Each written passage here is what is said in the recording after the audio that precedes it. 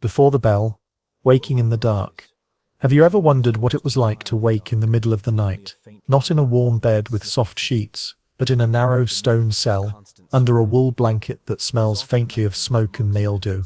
The life of a medieval monk begins long before the sun, before most of the city stirs, before farmers step into their fields, before merchants roll carts to market. The monastery is already awake. Before we begin, pause. Dim your lights, if you have not already. Adjust your pillow, as though it were a straw mattress. Slow your breathing, steady as the tolling of a distant bell. This story will move slowly, like a monk's careful step down a stone corridor. And if your eyes close before the day has truly begun, the monastery will keep its rhythm without you. The room is almost entirely dark, only a faint line of moonlight slipping through the small slit of a window. Your blanket is rough wool, patched many times. The straw mattress beneath you rustles when you shift, uneven and prickling at your skin. The air is damp. You smell mildew on the stone, wax from yesterday's candle, faint traces of smoke carried from the distant hearth. You hear nothing but your own breath, until faint footsteps stir somewhere in the corridor. The cold presses close, heavy on your hands and feet. Your habit, folded neatly on a stool, waits for you, stiff from yesterday's wear. The myth of constant serenity. It is often imagined that monks lived in serene, unbroken peace. The myth is of endless calm. The reality is less polished. Many monks struggled to wake on time, to stay alert, to endure the cold. Records in old chronicles speak of brothers nodding off during prayers, fumbling psalms, even grumbling quietly at the bell. The myth comforts imagination. The reality stirs under blankets, reluctant and shivering. Brother Thomas, the sleepy one. From down the corridor, you hear Brother Thomas sigh. He is known for dozing through prayers, always blinking heavily, always a step slower. Even tonight, he groans faintly, shifting on his straw bed, reluctant to rise. Some brothers joke that Thomas serves God most faithfully in dreams. Brother Peter, the scribbler. Another sound, a soft scratch. Brother Peter has already lit a stub of candle. Instead of rising for the chapel, he scribbles tiny notes in the margin of a parchment scrap. Half prayers, half doodles. He is known for filling every surface with little drawings. Fish with comically large eyes, saints with oversized halos. Even in the stillness, his quill whispers against the page. Step by step rising from the straw bed. The bell has not yet rung, but you know it will soon. You begin the slow routine of rising. Push the blanket aside, air biting cold against your skin. Sit upright, straw rustling beneath you. Place feet carefully on the cold stone floor, toes curling. Pull habit over your shoulders, wool rough but warming. Whisper a short prayer under your breath. Words steady. The process feels more ritual than convenient. A mild dilemma. Your blanket still lies warm. The air bites colder than before. You could linger just a moment longer, eyes closed, body still. Or you could rise fully, waiting for the bell's call. You sigh, choosing to rise, though the straw whispers for you to step. The corridor in darkness. You step into the corridor. The walls are stone, damp to the touch. A draft whispers through cracks, carrying the smell of smoke from the kitchen far below. Footsteps echo softly as other monks stir, their habits swishing against stone. The silence feels alive, broken only by breath and movement. The myth of endless warmth. Some imagine monasteries as warm sanctuaries, fires always burning. The myth is of comfort. The reality, wood was rationed, fires few, rooms left cold. Documents note brothers warming hands over candles, stretching warmth thin. The myth comforts expectation. The reality stiffens fingers in the dark. Step by step washing in cold water. At the wash basin you join the line of brothers. Dip hands into cold water, shock biting instantly. Splash face gently dripping down neck. Wipe with rough cloth, scratchy and thin. Comb fingers through hair, water chilling scalp. Step back, breath slow, as another takes your place. The routine cleans more by ritual than by comfort. Brother Thomas again. Thomas mutters faintly as cold water touches his face. His eyes half closed, his hand moves slowly, as though sleep clings even tighter than the cold. Another brother nudges him forward gently. Thomas yawns, already behind in the line. Brother Peter's margins. Peter meanwhile, sketches the wash basin itself, water lines drawn in tiny swirls. He smiles faintly, tucking parchment back into his sleeve. Before the rules of the early hour, even before the bell, rules shape the morning. Rise when called, no complaint. Wash hands and face. even in cold. Walk in silence. Voice is low. Keep eyes lowered. Thoughts steady. Wait for the bell. Never before. Never after. The rules are steady as stone. A mild dilemma. A brother before you drops his cloth. You could hand yours over, leaving yourself damp, or wait silently, keeping your own. You pass yours forward quietly, dampness clinging longer than comfort. The sound of the awaited bell. At last faint footsteps approach. The bell ringer pulls the rope, wood creaking. A single toll echoes through stone, then another. The sound is low, steady, rippling across the monastery. The brothers fall into motion. Steps soft, habits sway. The day has begun, though the sun is still hours away. The myth of eager obedience. It is easy to imagine monks leaping joyfully at the sound. The myth is of eagerness. The reality, many walked slowly, yawning, shoulders heavy. One chronicle even notes monks dragging feet like oxen. The myth comforts devotion. The reality shuffles to prayer half asleep. Toward the chapel, you join the line. Footsteps echoing, candles flicker in hands, dripping wax on stone. The smell of tallow fills the corridor, smoke clinging to cloth. The chant has not yet begun, but silence already feels like song. Brother Thomas blinks heavily, nearly stumbling. Brother Peter doodles a candle on his sleeve before tucking quill away. The soft cadence, the bell tolls, the corridor hums, the candles drip, and you, walking slowly, feel the monastery breathe into day. The footsteps echo, the doors open, and you drift gently into rest. The night office hours before dawn. Have you ever wondered what it would feel like to walk into a medieval chapel when the world outside is still asleep? The stars shine faintly beyond narrow windows. The air is colder inside than out, and the voices of monks begin to rise long before the first hint of sunrise. Before we continue, take a breath. Let your shoulders soften. Let your thoughts drift slowly, as though carried on low chanting. If you close your eyes before the prayers end, the psalms will continue without you. Entering the chapel, you follow the brothers into the chapel. The door creaks softly as it opens. Inside, the air is heavy with incense left from yesterday. Candles flicker against walls of stone, their light small but steady. The benches are narrow, wooden and cold to the touch. The floor smells of damp stone, wax and dust. The silence thickens until the first voice rises. The myth of angelic choirs. It is easy to imagine monastic prayer as perfect music, harmonious and steady. The myth is of angelic choirs. The reality is humbler. Voices crack, notes wander, yawns sneak between verses. Chronicles note, brothers sometimes sang off key, others mumbled quietly, and a few even nodded off. The myth comforts imagination. The reality creaks with human imperfection. Brother Thomas at prayer. Brother Thomas leans forward on his bench. His eyes blink slowly, heavy from wake. As the chant begins, his voice starts strong but fades, replaced by a soft hum that slips towards silence. More than once his head droops, nearly striking the wood before him. A brother nudges him gently, and he startles back to wakefulness. Brother Peter's margins. Brother Peter opens his psalter. Where others see only text, Peter has added small doodles, tiny birds perched on letters, fish swimming between lines. He follows along faithfully, but every pause tempts his quill to wander. On the edge of tonight's page, a crooked little candle flickers in ink. Step by step, beginning the night office, the routine unfolds in calm order. The bell tolls softly, marking the hour. The abbot speaks the opening words, voice low. The brothers respond in unison, sound rising like a tide. Psalms are read, each verse answered by the next. Candles drip steadily, wax thickening at their bases. The rhythm is less music than heartbeat, steady and slow. A mild dilemma. The psalter before you is heavy, its clasp stiff. You could leave it half open, saving effort, or you could tug it fully, risking the clasp snap. You sigh and pull it open, leather creaking, pages rustling soft. The cold of the hour. The chapel is colder than your cell. The air hangs still, stone holding the chill. Your breath rises faintly in the dim light. The habit on your shoulders warms, but your hands sting from frost. The myth of tireless devotion. It is imagined that monks prayed eagerly at every hour, never faltering. The myth is of tireless devotion. The reality, many struggled with exhaustion. Letters from abbots mention brothers drifting to sleep mid-psalm, some snoring softly,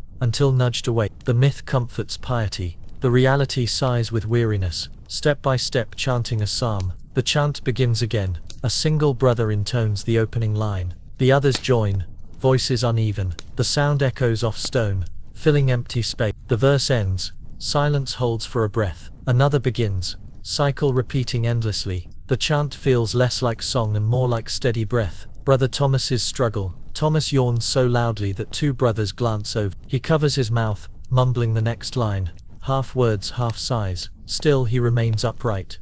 Eyes heavy but present. Brother Peter's quill. During a pause, Peter sketches a tiny rat in the corner of his psalter. Its whiskers poke upward toward a line of He smiles faintly, hiding the page before the chant resumes. Rules of the night office. Every prayer follows rules older than memory. Rise when the bell tolls, no matter the hour. Sit in silence, eyes lowered. Join the chant, even if your voice falters. Do not sleep though weariness tempts. Brother Thomas struggles. Brother Peter scribbles. The rules bind the hour as firmly as stone walls. A mild dilemma. The candle beside you drips wax onto your sleeve. You could move it aside, risking darkness, or leave it, burning skin faintly. You shift slightly, sleeve safe, flame steady. The sound of the chapel hums with layered noise. Chanting voices, uneven but steady. Candles popping faintly as wax drips. Wood creaking under shifting weight. Wind pressing faint against shutters. The sound is soft, like water moving slowly through stone. The myth of endless grandeur. Some imagine chapels always grand,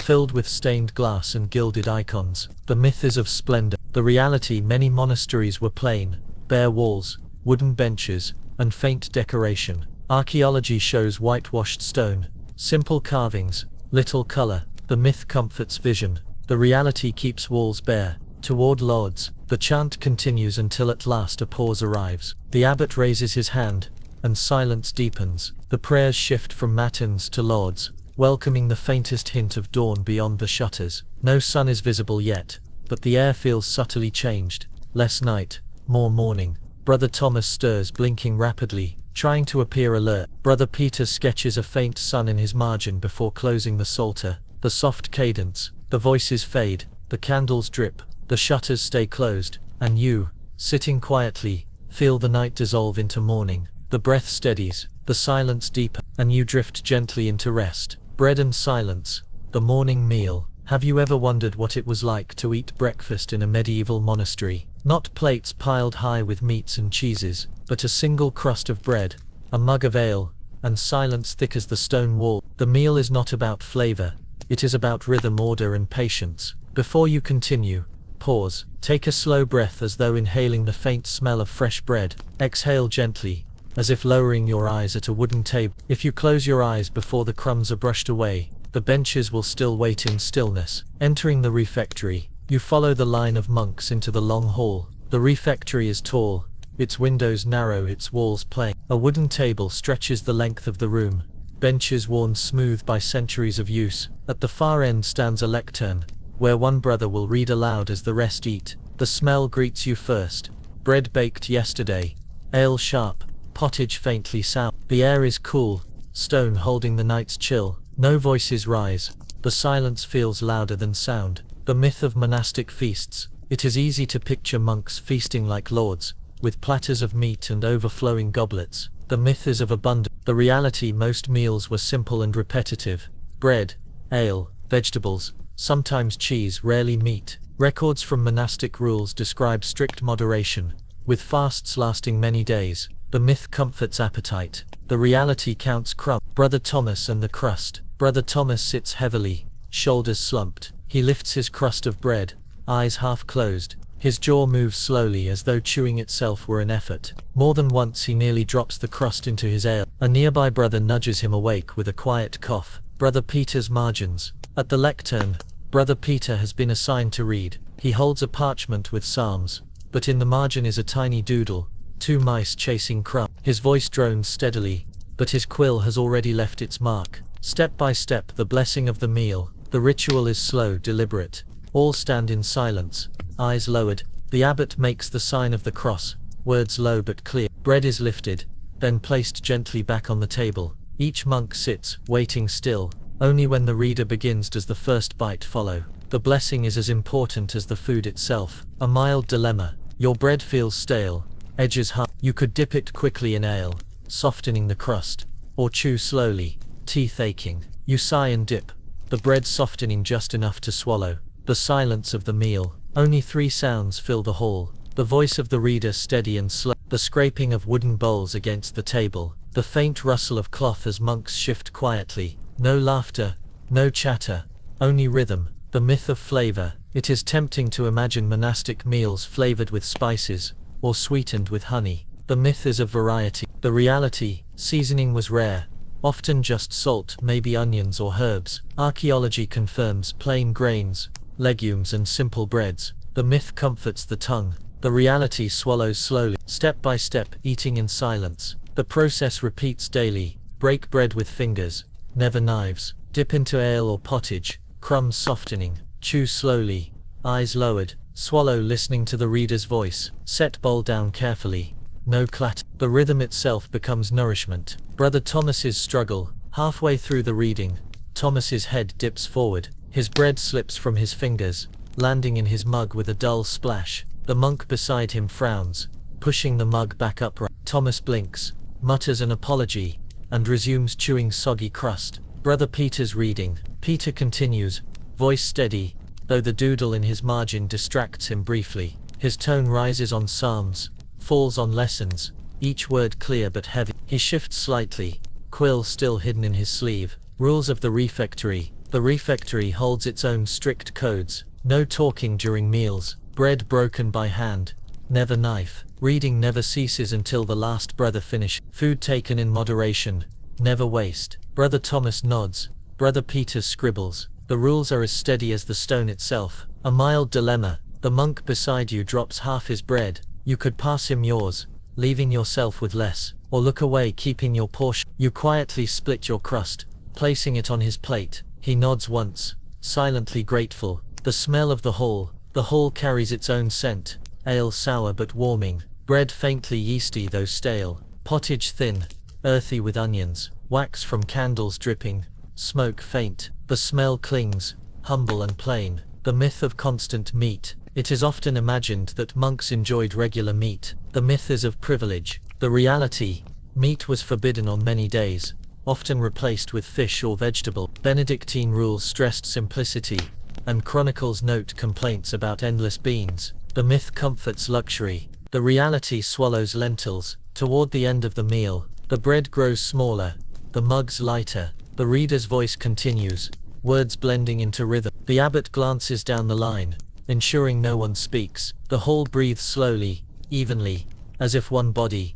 Brother Thomas at the end. Thomas finally finishes, chewing last crumbs. His head droops again, but this time the abbot clears his throat sharp. Thomas straightens, blinking rapidly, crumbs clinging to his habit. Brother Peter's closing. Peter ends the reading with a simple line. He sets the parchment aside, his doodled mice hidden once again. He bows his head, voice quiet. The meal is done. Step by step, ending the meal. Each monk places bowl carefully on the table. Hands fold in silence, eyes lowered. The abbot blesses once more, voice low. Brothers rise in unison, benches creaking. They file out quietly, leaving crumbs behind. The end is as ritualized as the beginning. The soft cadence, the bowls cool, the crumbs scatter, the voices hush, and you rising slowly, feel the monastery settle back into silence. The benches creak, the hall empties, and you drift gently into rest. Labor in the fields and gardens. Have you ever wondered what it was like to work in a medieval monastery's fields? Not the image of monks forever in prayer, cloistered in endless silence, but men with dirt on their hands, hose on their shoulders, and sweat dampening their wool habit. Before you continue, pause, exhale slowly, as though setting down a heavy tool. Imagine cool earth beneath your hands, the smell of turned soil filling the air. If your eyes close before the weeds are cleared, the garden will wait for you. Stepping into the garden, the door creaks open, and you step into the morning air. The garden lies before you, rows of vegetables and herbs bordered by fruit trees. Mist clings low, dampening your habit's hem. Birds call faintly, wings stirring leaves. The smell is strong, earth freshly turned, herbs sharp, manure pungent. Near the compost heap, your fingers curl, already sensing the weight of work. The myth of monks in prayer alone. It is easy to picture monks always at prayer, books in hand, eyes lifted. The myth is of pure devotion without interruption. The reality, manual labor was essential. The rule of Saint Benedict commanded ora et labora, pray and work. Fields had to be tilled, animals fed, gardens weeded. The myth comforts the imagination. The reality blisters hands. Brother Thomas in the field. Brother Thomas carries a hoe, but he leans on it more than he uses it. His eyelids droop, head bobbing slightly. When nudged, he stirs, gives one half-hearted scrape at the soil, then rests again. Some say Thomas prays with his eyes closed. Others say he simply sleeps standing. Brother Peter and the herbs. Brother Peter kneels near the herb bed, where others pull weeds. Peter sketches thyme and sage onto scraps of parchment. He mutters quietly about the shapes of leaves, how they curl like letters. The weeds grow taller while his drawings multiply. Step by step, weeding the rows. You bend to the soil, beginning the slow work. Grip the base of a weed firmly. Twist gently, loosening roots from the damp soil. Shake earth free, smell sharp and fresh. Place weed in basket, stalks piling. Move to the next, repeating endlessly. The rhythm becomes almost meditative. A mild dilemma. The weeds grow thick around the onions. You could pull quickly, risking damage to the crop. Or you could move slowly, patient, steady, but time dragging. You choose carefully, preserving onions, though your knees ache longer. The smell of labor. As the sun rises, scents deepen. Soil damp, manure heavy, herbs sharp. Your hands smell of sage and sweat. The air thickens, earth and body mingling. The myth of gentle gardens. Paintings sometimes show monks strolling in neat gardens. Hands folded, serenity everywhere. The myth is of effortless peace. The reality, back-breaking work. Weeds endless. Soil clinging to every fold of habit. Chronicles complain of aching joints, cracked nails, stiff backs. The myth comforts the canvas. The reality stoops in the dirt, step by step, watering the beds. Another task begins. Draw water from the well, bucket creaking. Carry carefully, wood damp against your hands. Pour slowly between rows, soil darkening. Move bucket back, refill, repeat. Wipe forehead with damp sleeve. The water splashes softly, rhythm as steady as prayer. Brother Thomas again. Thomas tips his bucket too far, water spilling over his sandals. He sighs, mutters faintly, then sits on the well edge, rubbing his eyes. A brother coughs pointedly, but Thomas only nods. Brother Peter's notes. Peter holds up a leaf of sage against his parchment. He sketches its veins carefully, smiling faintly. A nearby brother scolds him gently. Peter tucks parchment away, weeds one plant, then pulls quill back out again. Rules of labor. The garden, like the chapel, has rules. Work in silence, voices low. Tools return to shed when finished. Water sparingly, no waste. Weeds pulled fully, roots and all. Brother Thomas leans. Brother Peter sketch. The rules keep order even in soil. A mild dilemma. The sun grows warmer. You could remove your hood, cooling your head, or keep it on, avoiding scalding for laxity. You sigh, keeping it in place. Sweat beading. The sound of the garden. Noise grows with the morning. Tools scrape against stone and soil. Buckets splash water. Birds call overhead, wings fluttering. A donkey brays faintly beyond the wall. The sound is steady, layered, unhurried. The myth of idleness. Critics of monasteries once accused monks of idleness. The myth is of leisure, days wasted. The reality, monasteries were engines of labor. Fields plowed, mills worked, manuscripts copied. Records show large estates sustained by monastic toil. The myth comforts in salt. The reality sweats in rhythm. Step by step, gathering herbs. As midday nears, the herb garden is tended. Cut sprigs of thyme with small knife. Bundle with twine, tying tightly. Hang beneath shaded roof to dry. Label bundles with chalk marks. Carry to storeroom, air sharp with fragrance. The herbs will flavor pottage, treat illness, or fill ink. Brother Thomas's nap. Thomas lowers onto a bench, bundle of rosemary falling from his lap. He sighs, eyes closing. Another brother shakes his head, placing the bundle back in Thomas's hand. Brother Peter's curiosity. Peter compares mint leaves to the curls of letters. He scribbles, mint like M, sage like S. His notes mingle botany with alphabet, as though the garden itself were a manuscript. Toward midday, the sun climbs high. Sweat dampens habits. Soil cakes hands. Tools clatter back into sheds. Buckets drip empty. The brothers line once more, silent, moving back toward the refectory. The soft cadence. The soil clings. The weeds pile. The herbs dry. And you, wiping hands, feel the monastery hum with labor. The tools rest. The garden stills, and you drift gently into rest. Study and scriptorium. Have you ever wondered what it would feel like to spend hours copying a single page by hand? each letter carefully shaped, each mistake scraped away with a knife. The medieval monastery was not only a place of prayer, but also of ink, parchment, and patient silence. Before we begin, pause, let your shoulders loosen, as though setting down a heavy book. Exhale slowly, as though your breath were the scratch of a quill on parchment. If your eyes close before the final line is copied, the manuscript will still be waiting in the scriptorium. Entering the scriptorium, you step into the long narrow room. Light filters through tall windows, but only faint. The benches are lined with desks, each set with parchment, quills and small knives. The air smells of ink, sharp, metallic, mixed with the must of vellum. Dust floats in the shafts of light, moving slowly with every breath. The silence is absolute, broken only by quills scratching, parchment rustling, and the occasional cough. The myth of monks as scholars. It is often imagined that every monk was a scholar, eager to fill libraries with wisdom. The myth is of universal learning. The reality, many monks found the work tedious, some fell asleep at desks,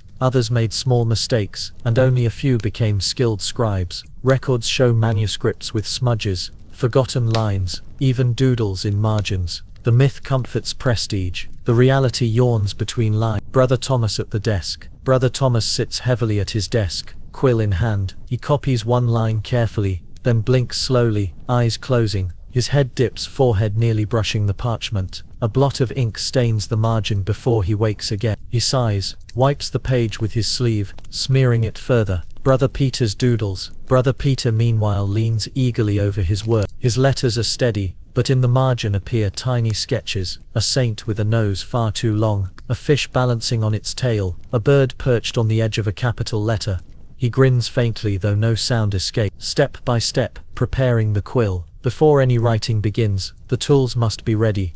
Take a goose feather, dried and trimmed. Cut the tip carefully with a small knife, shaping the nib. Test on a scrap of parchment, adjusting and dip gently into ink, wiping excess on cloth. Begin with the first careful stroke. The process is deliberate, more ritual than task. A mild dilemma. Your quill splits mid-sentence. You could continue, leaving jagged letters, or pause to sharpen, losing time. You sigh, setting knife to feather, reshaping slowly while words wait. The sound of the room. The scriptorium hums faintly. Quills scratch against parchment. Knives scrape to erase mistakes. A cough echoes, then silence returns. The sound is steady, a rhythm of patience. The myth of speed. It is tempting to imagine manuscripts produced quickly, page after page. The myth is of swift copying. The reality, one book could take months, even years. Ink dried slowly. Mistakes were common. Patience stretched thin. The myth comforts library. The reality drips ink, step by step,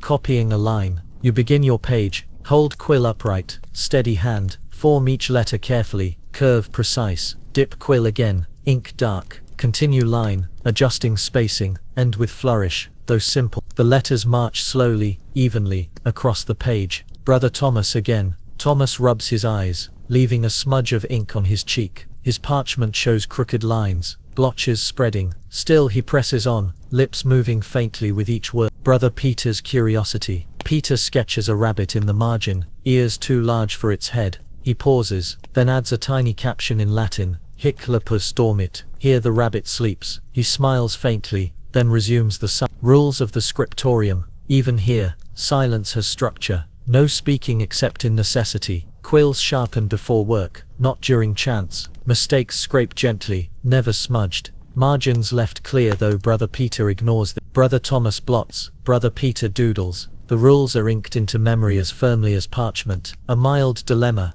The candle at your desk burns low. You could lean closer, risking wax dripping on the page, or pause to fetch another, losing your line. You shift nearer, breath steady, trusting the flame to hold. The smell of the scriptorium. The air is layered with scents. Ink metallic, pungent. Parchment earthy, like leather and dust. Candle smoky, wax dripping. Sweat faint from bodies bent long over desk. The smell is heavy, clinging to cloth. The myth of perfect texts. It is imagined that every manuscript was flawless. The myth is of perfection. The reality, errors abound. Misspelled words, skipped lines, repeated sentence. Some scribes even added notes. I am tired, or this parchment is bad. The myth comforts libraries. The reality sighs in margins. Toward midday, the light grows brighter through tall windows. Pages fill slowly, words marching across parchment, hands ache, eyes sting. The abbot calls softly, ending the session. Brother Thomas stretches, nearly knocking over his inkwell. Brother Peter tucks his doodled page carefully away, step by step,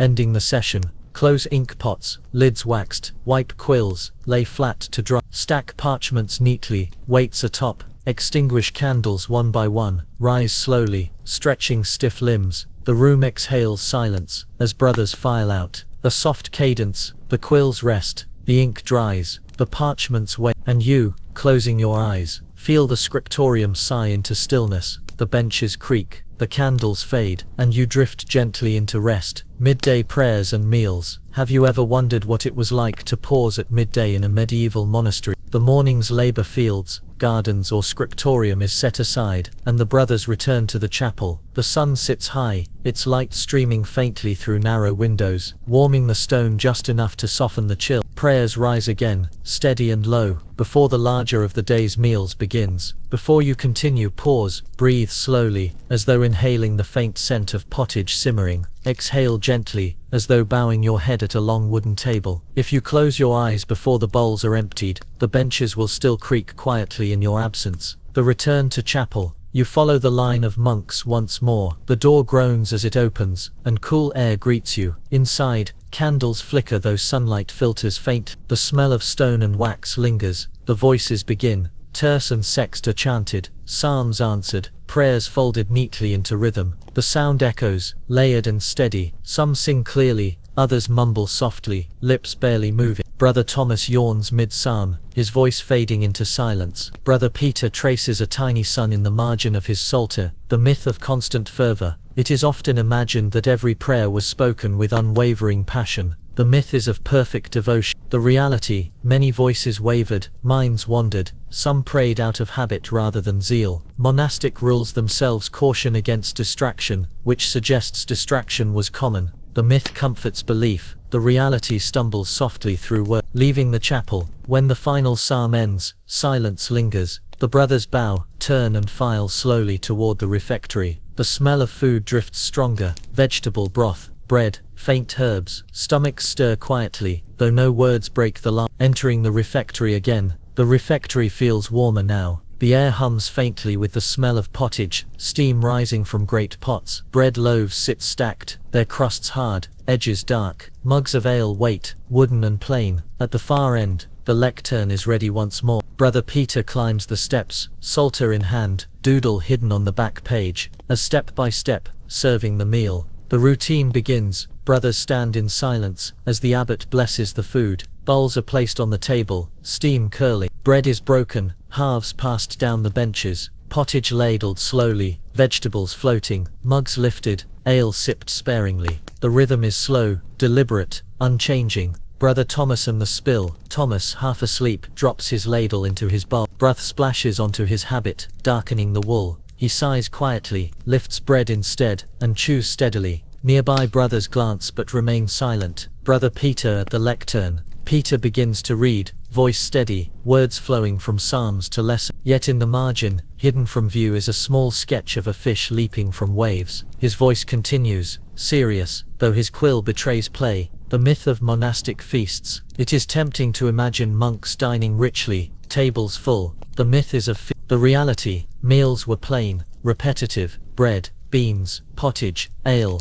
sometimes cheese, rarely fish. Documents show rules limiting indulgence, forbidding gluttony. The myth comforts appetite. The reality swallows slowly. Dip carefully into the bowl, broth thin. Scoop vegetables, carrots, beans, onions. Lift slowly, steam warming your face. Sip quietly, swallowing without noise. Return spoon gently. Repeat. The broth fills the stomach more than the tongue. A mild dilemma. The bread is coarse, crust thick. You could dip it in broth, softening, or chew it dry, jaw aching. You dip, broth soaking in, crust soft enough to bite. The sound of the meal. The whole hums faintly. Spoons tapping bowls. Bread crusts crack. The reader's voice steady, unbroken. Benches creaking softly as monks shift. The sound is layered but subdued. The myth of constant silence. It is said meals were eaten in perfect quiet. The myth is of absolute silence. The reality, small noises broke the stillness, snores from Brother Thomas, coughs from the elderly, even stomachs growling. Records note admonishments for laughter and whispers. The myth comforts discipline. The reality sighs between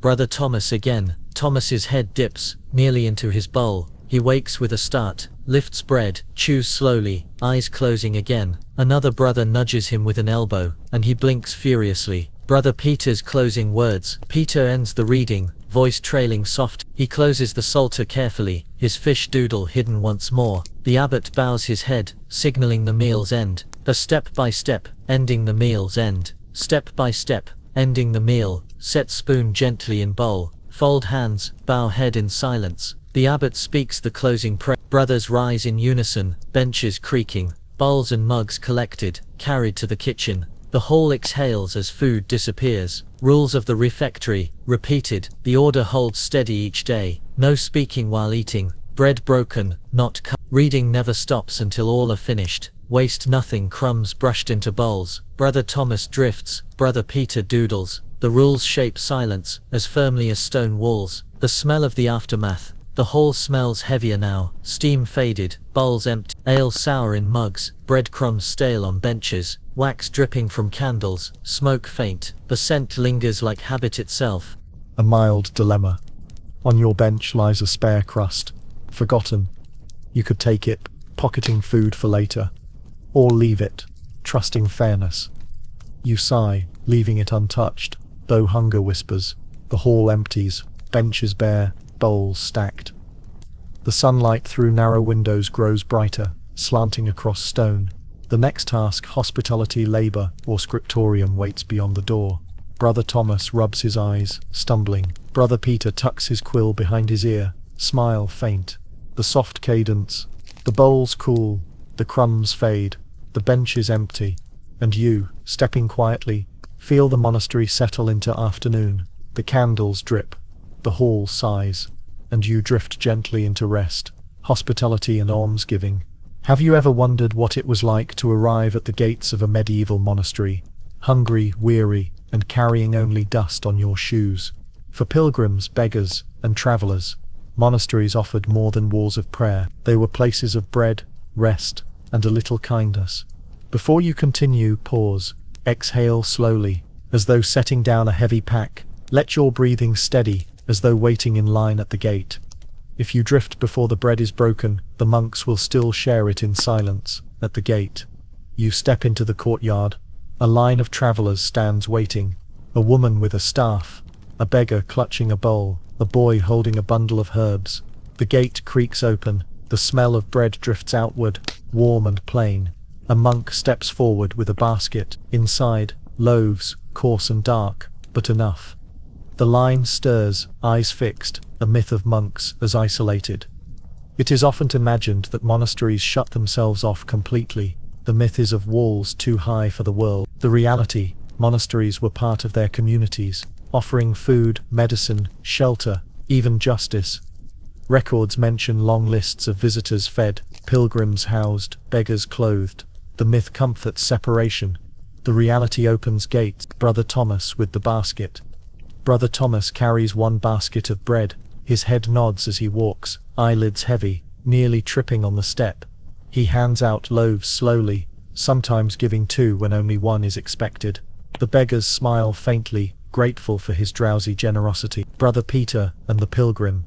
Brother Peter watches a pilgrim with a wide-brimmed hat, taller than most. Instead of handing bread immediately, Peter sketches the hat in the margin of a parchment scrap. He chuckles softly, then offers bread with a bow. Step by step, distributing bread. The almsgiving follows its own rhythm. The abbot blesses the loaves, words low and steady. Baskets are filled, carried to the gate. The visitors step forward one by one. Each receives bread, sometimes with a ladle of broth. The line thins, crumbs scattering underfoot. The routine repeats daily, as steady as prayer. A mild dilemma. A child stretches forward, hand empty. You could give him a second piece, knowing the basket is light, or keep to the rule, one loaf each. You slip him a small crust, hidden in his hand. His grin is quick, then gone. Then gone. The smell of the courtyard. The air thickens with scents. Bread warm, yeast faint, broth simmering nearby, onions sharp, wool cloaks damp with travel, dust rising from boot. The courtyard hums with mingled smells of hunger and relief. The myth of limitless charity. It is tempting to imagine monasteries giving endlessly. The myth is of infinite supplies. The reality, charity was measured, bread rationed carefully, broth stretched thin. Chronicles describe abbots counting loaves, balancing hunger with duty. The myth comforts abundance. The reality weighs each crumb. Monks kneel, lifting each foot gently. The water poured, dust washed away, feet dried with coarse cloth, shoes returned. The act is humble, ritual as much as relief. Brother Thomas again. Thomas nearly nods off as he pours water, basin tilted. A pilgrim coughs politely, and Thomas steadies himself, smiling weakly. He hums softly, perhaps half prayer, half dream. Brother Peter's sketches.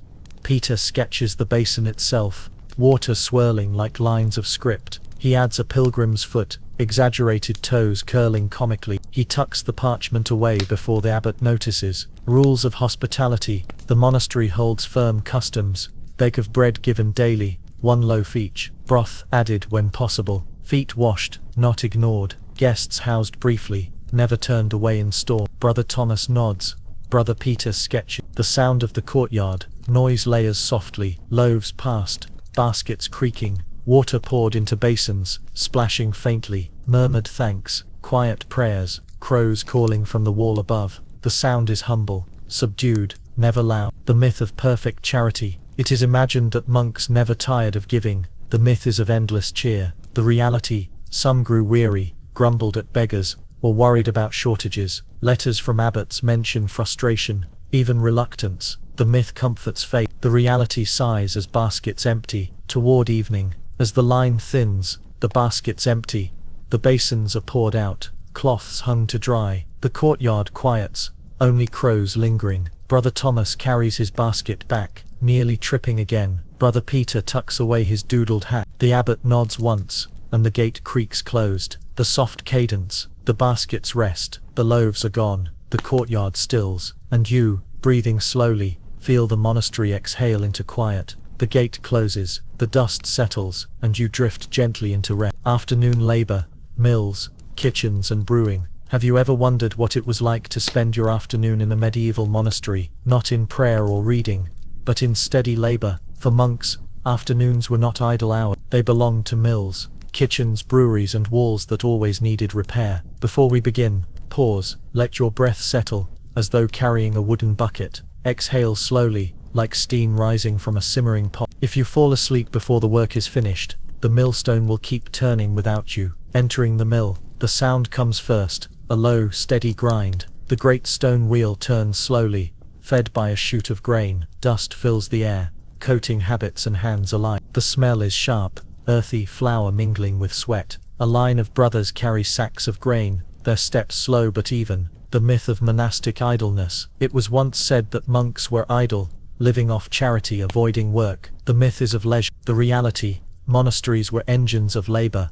Grain milled, beer brewed, fields tilled, animals tended. Records show monastic estates feeding entire villages. The myth comforts critics. The reality sweats in rhythm. Brother Thomas at the mill. Brother Thomas heaves a sack onto his shoulder. He stumbles, knees bending, nearly dropping it. He groans softly, dust rising around him. At the chute he spills more grain than he pours, blinking as though half asleep. Brother Peter's sketch. Brother Peter pauses with a chalk stick, drawing the millstone itself on a slate board. He adds tiny smiling faces on each grain as they tumble. Another monk shakes his head muttering, but Peter only grins faintly before returning to the sack. Step by step grinding grain. The mill runs with slow precision. Pour grain steadily into chute. Stone wheel turns, powered by water or hand. Grain crushed, flour spilling below. Collect flour in sacks, dust rising. The rhythm is endless, steady as prayer. A mild dilemma. Your sack tears slightly. You could keep carrying,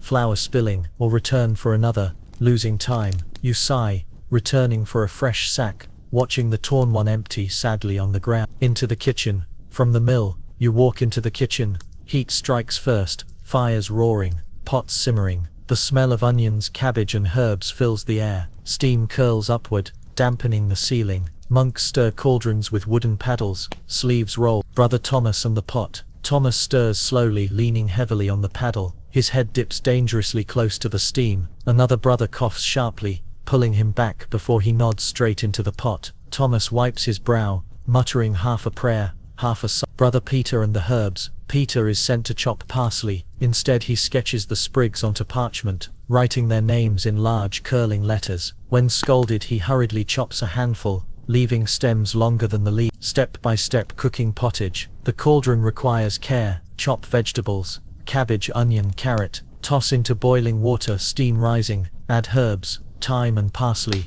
Stir slowly, scraping bottom. Ladle portions when bell toll. The scent grows stronger, filling the hall. A mild dilemma. The pottage tastes thin. You could add more herbs, risking scolding for waste, or leave it plain, knowing the brothers expect more. You sprinkle a small pinch, flavor lifting slightly. The smell of the kitchen. The kitchen is rich with scents. Boiling cabbage, sharp and heavy. Onions frying faintly, sweet and acrid. Smoke from the hearth clinging to cloth. Yeast rising in bowls, sour but warm. The smell clings long after leaving. The brewery. Beyond the kitchen lies the brewery. Wooden vats bubble softly, yeast working. The smell of malt is thick, sweet and sour together. Monks stir slowly, tasting with wooden step by step brewing ale. The brewery follows its own routine. Soak barley in water, letting it sprout. Dry grains by fire, scent smoky. Crush into coarse malt, hands aching. Boil with water, stirring endlessly. Leave to ferment, barrels sealed tight. The air hums with the smell of ale in the making. Brother Thomas again. Thomas is tasked with stirring. He leans too heavily,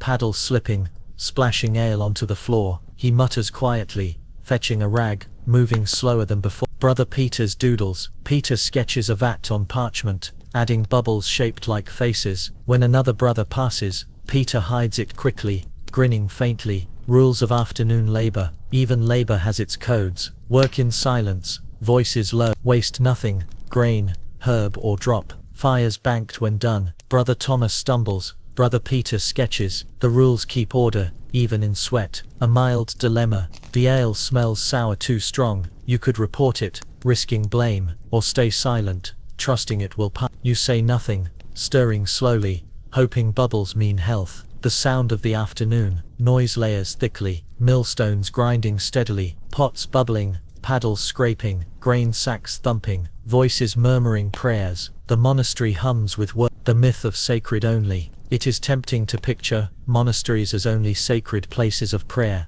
The myth is of pure devotion. The reality, they were also factories, kitchens, breweries, farms. Accounts show productivity equal to worship. The myth comforts idea. The reality sweats at the vat. Toward evening, the sun lowers, shadows lengthen. The millstones slow, fires dim, vats sealed, tools washed, benches cleared. The smell of cabbage lingers, smoke drifting upward. Brother Thomas rubs his eyes, flour clinging to his face. Brother Peter tucks away his sketches of parsley, and bubbles. The soft cadence. The stones rest, the fires cool, the vats settle, and you, setting tools aside, feel the monastery sigh into quiet. The dust settles, the shadows grow, and you drift gently into rest. Vespers and evening meals. Have you ever wondered what it was like to end the day in a medieval monastery? The fields are quiet, the mills stilled, the gardens folded into dust. The brothers gather once more in the chapel, their voices softening with weariness. Before moving to the last meal of the day, before you continue, pause, breathe slowly,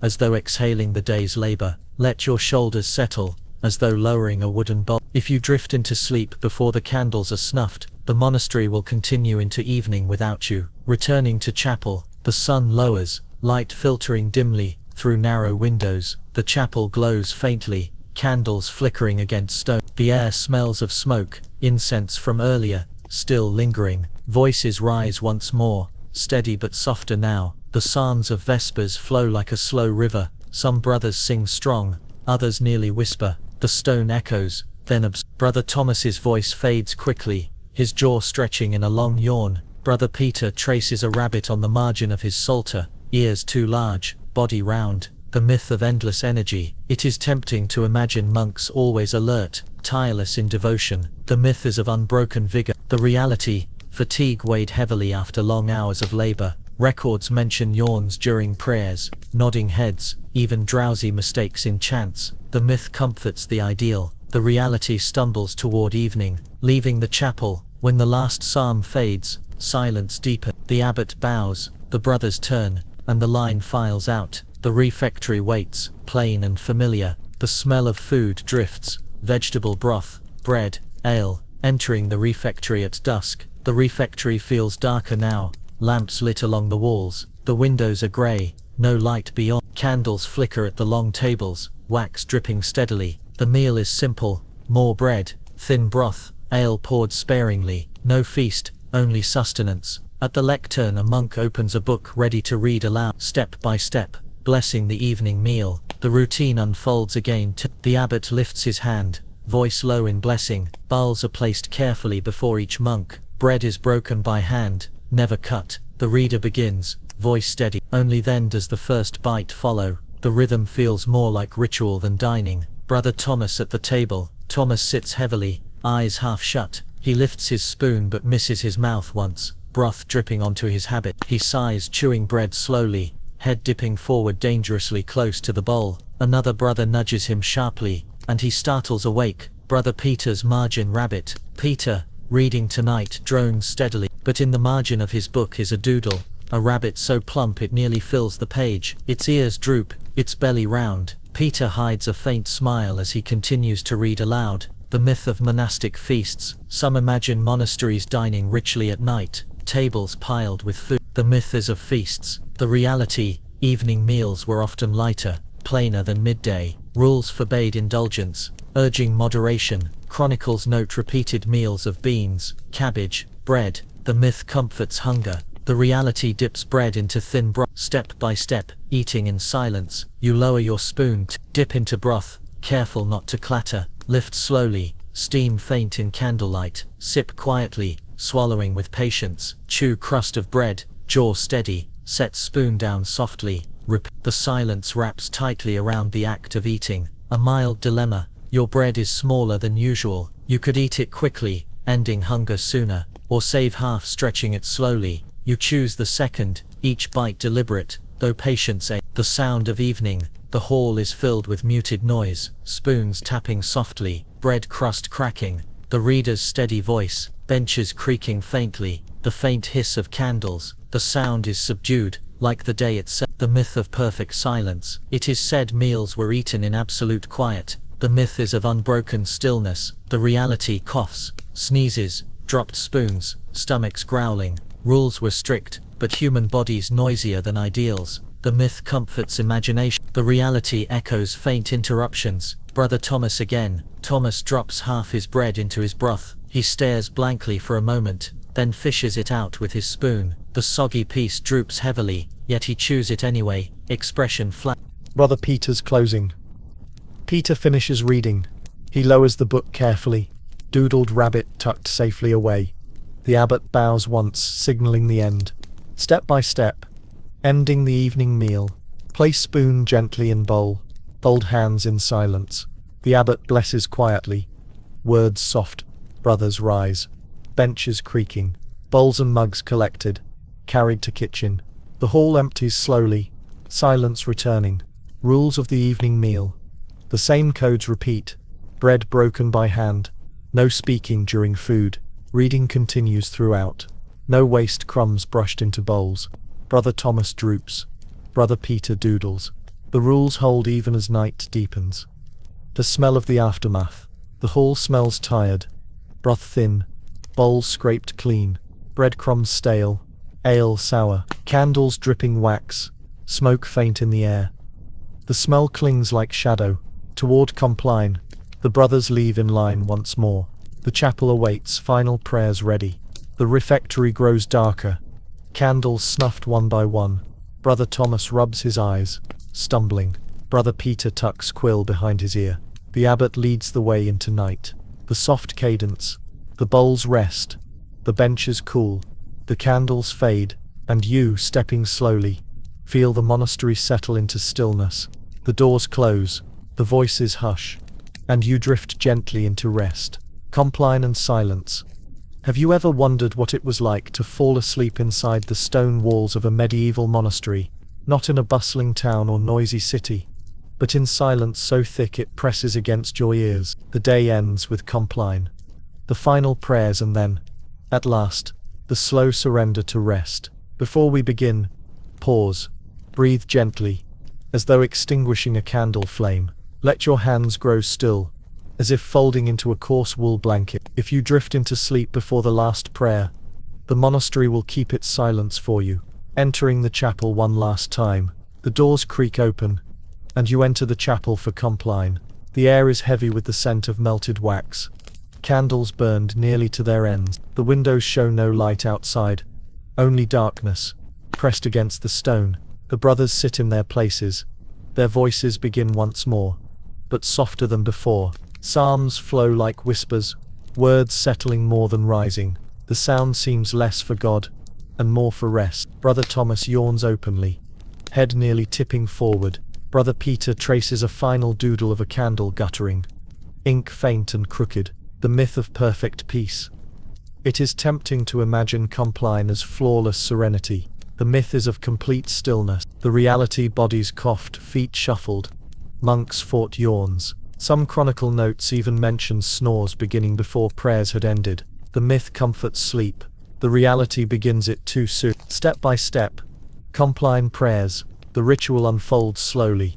The abbot begins with blessing, voice low. Brothers bow heads, eyes half closed. Psalms are read, verses answered softly. Candles flicker, wax dripping silently. A final hymn rises, then fades into stillness. The rhythm feels more like a lullaby than a service. A mild dilemma. The candle beside you burns low, wax pooling. You could snuff it now, saving wax, or let it burn to the end, light soft but wasteful. You sigh, letting it fade naturally, light trembling against stone. Brother Thomas already asleep. Before the last hymn finishes, Thomas slumps sideways on the bench. His snores rise softly, blending into the chant. The abbot clears his throat but does not wake him. Even drowsiness perhaps is prayer. Brother Peter's last doodle. Peter, instead of singing the last verse, draws a bird perched on the hymn itself. Its wings stretch over the lines, as though ready to fly away. He smiles faintly, closes his psalter,